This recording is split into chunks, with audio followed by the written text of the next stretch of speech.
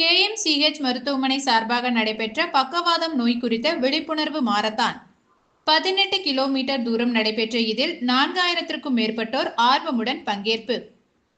Kovai KMCH மருத்துவமனை சார்பாக பக்கவாத நோய் குறித்து நடைபெற்ற விழிப்புணர்வு மாரத்தானில் 4000க்கும் மேற்பட்டோர் கலந்து கொண்டனர். பக்கவாதம் மற்றும் அதனை தடுப்பதற்கான முன்னெச்சரிக்கை நடவடிக்கைகள் குறித்து விழிப்புணர்வு மாரத்தான் கோவையை அடுத்த கோவில்பாளையம் KMCH மருத்துவமனை வளாகம் முன்பாக நடைபெற்றது. தொடர்ந்து 28வது ஆண்டாக நடைபெற்ற இதன் துவக்க நிகழ்ச்சியில் KMCH மருத்துவமனையின் தலைவர் டாக்டர் நல்லா ஜி பழனிசாமி தலைமை வகித்தார்.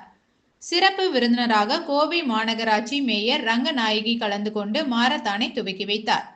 இதில் பக்கவாதத்திற்கு சிகிச்சை பெற்று மறுவாழ்வு பெற்றவர்கள், மருத்துவர்கள், மருத்துவத்துறை சார்ந்தவர்கள், செவிலியர்கள், மாணவர்கள் உட்பட 4000க்கும் மேற்பட்டோர் கலந்து கொண்டனர்.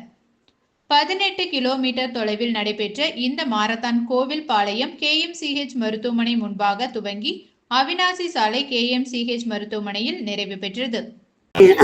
காலை வணக்கங்கள்.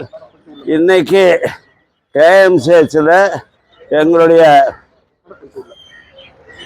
ஒரு மாரத்தான் தொடக்கம் நடந்தது.